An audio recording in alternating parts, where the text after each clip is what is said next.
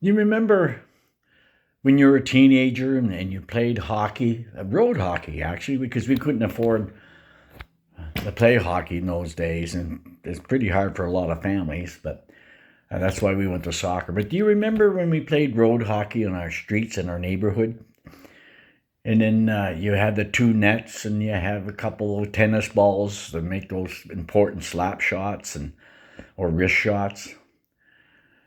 It was a lot of fun.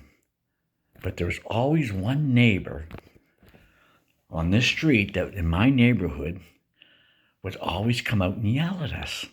Now, the reason we went to that street is because it was fairly level and was easier to fetch the tennis balls when we took our fantastic wrist shots and slap shots.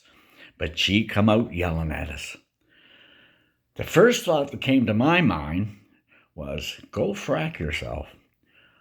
But then my DNA rushed in, and I heard my dad's voice, and he said, oh, by the way, my dad was a World War II veteran who was a 17-year-old farm boy who served in the Royal Canadian Navy. In the Battle of Atlantic, he was a signalman with the corvettes, the St. German submarines. And he never talked too much about it.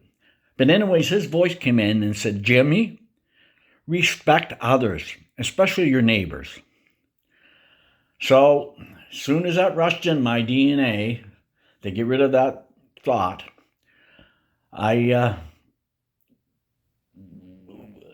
said, well, boys, it's time to go. And they all agreed because they had their voices and DNA kick in too. And so we gathered up our hockey nets and we gathered up their balls, the tennis balls, and we gathered up our sticks and we left mumbling and grumbling and groaning under our breaths. Well, America, I have a message for you. We're thinking about you. So have a good day and Merry Christmas.